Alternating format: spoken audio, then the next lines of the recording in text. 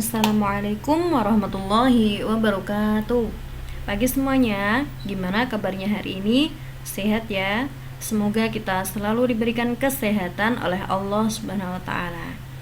Sebelum kita memulai pembelajaran hari ini, yuk kita berdoa dulu. Bismillahirrahmanirrahim. Allahumma inni as'aluka ilman nafi'a wa rizqan thayyiba wa amalan mutaqabbala. Jangan lupa disiapkan bukunya dan dicatat hal-hal penting yang ada pada video ini, dan dikerjakan tugas-tugasnya, dikumpulkan tepat waktu. Oke?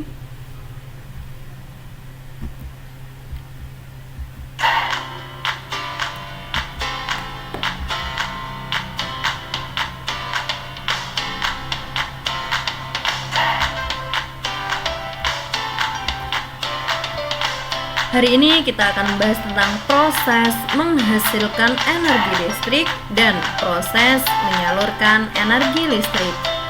Kita masuk pada materi IPA tema 4, subtema 1, globalisasi di sekitar kita, KD 3.6 dan 4.6.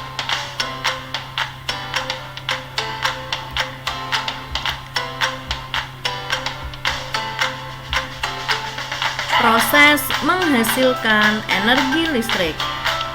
Globalisasi mempunyai pengaruh sangat besar bagi kemajuan teknologi terkait energi listrik. Sumber utama energi listrik adalah pembangkit listrik. Contoh dari pembangkit listrik adalah pembangkit listrik tenaga air atau PLTA.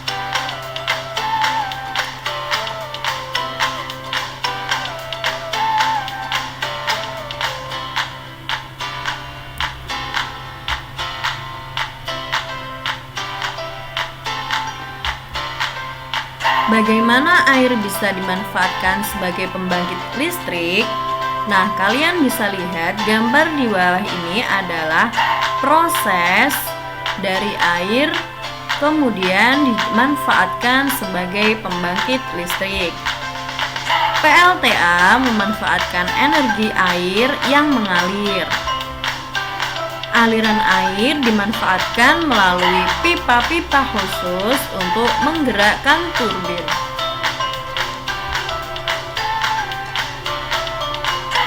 Gerakan turbin tersebut nantinya akan diubah menjadi energi listrik di dalam generator.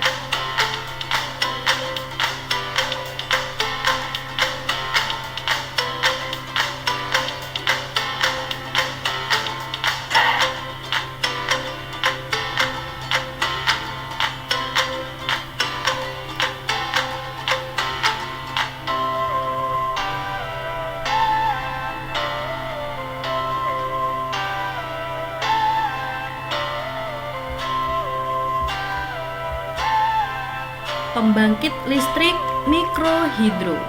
Nah, kalian bisa lihat di bawah ini adalah contoh dari pembangkit listrik mikrohidro. Dalam ruang lingkup yang kecil, beberapa daerah menggunakan pembangkit listrik secara mandiri, dinamakan pembangkit listrik mikrohidro. Pembangkit listrik mikrohidro menggunakan aliran air untuk memutar kincir air. Kemudian kincir air menggerakkan turbin hingga menghasilkan listrik.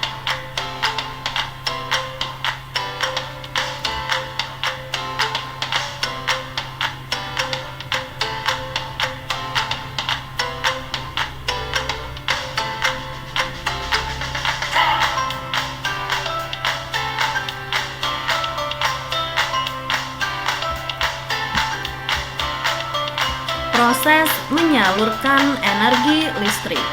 Nah, bisa dilihat dari nomor 1, 2, 3, 4 sampai 5.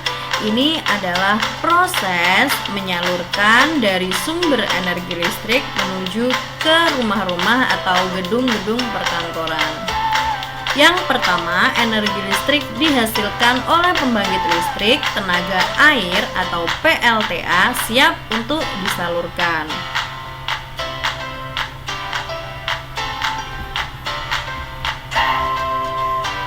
Energi listrik disalurkan terlebih dahulu melalui kabel-kabel besar yang terpasang di menara saluran udara tegangan ekstra tinggi atau disingkat SUTEP.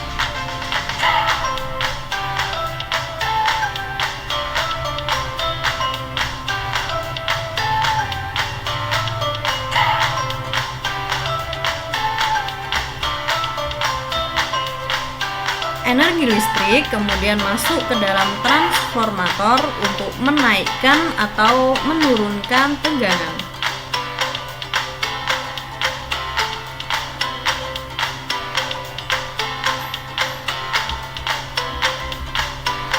Energi listrik kemudian masuk kembali ke dalam transformator.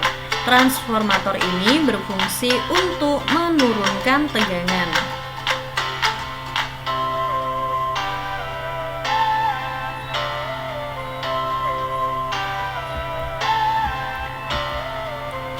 Energi listrik dari transformator penurun tegangan diterima oleh gedung-gedung perkantoran dan rumah-rumah penduduk.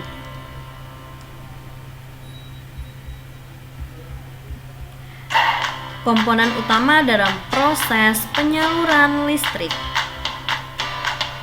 Sistem pembangkit berfungsi untuk mengubah energi listrik menjadi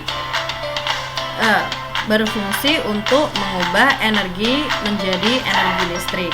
Sumber energi bisa berupa aliran air, panas bumi, angin, uap, atau tenaga matahari. Sistem transmisi berfungsi menyalurkan energi listrik dari pembangkit ke pusat-pusat beban. Ada dua jenis saluran transmisi, yaitu saluran udara dan saluran kabel bawah tanah.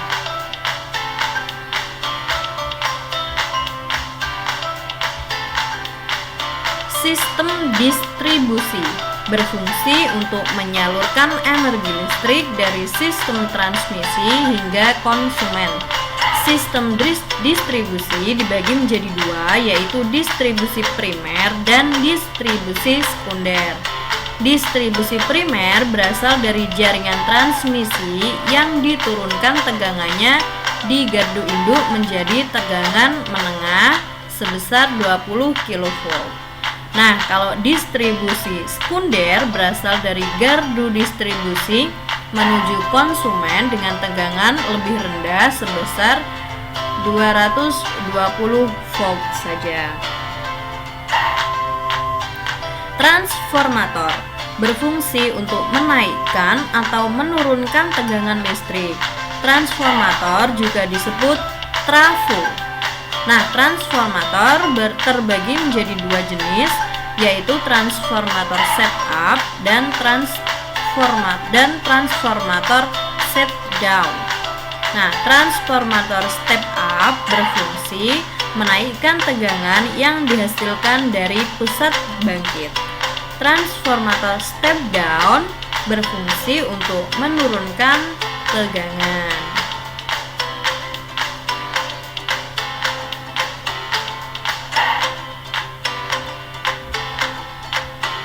Tugas hari ini. Yang pertama, ceritakan kembali dengan bahasamu sendiri bagaimana proses air bisa dijadikan sebagai pembangkit listrik. Yang kedua, ceritakan kembali dengan bahasamu sendiri juga bagaimana proses penyaluran listrik dari sumber pembangkit listrik menuju ke rumah-rumah.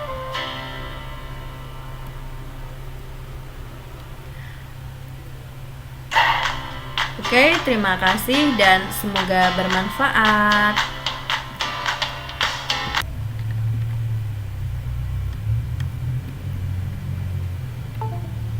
Oke, sekian pembelajaran hari ini. Semoga semuanya paham dan jangan lupa dikerjakan tugas-tugasnya. Sebelum kita menutup pembelajaran, yuk kita berdoa dulu dengan doa kafaratul majelis. Subhanakallahumma wa bihamdik, asyhadu an la ilaha illa anta, astaghfiruka wa atubu ilaik. Wassalamualaikum warahmatullahi wabarakatuh.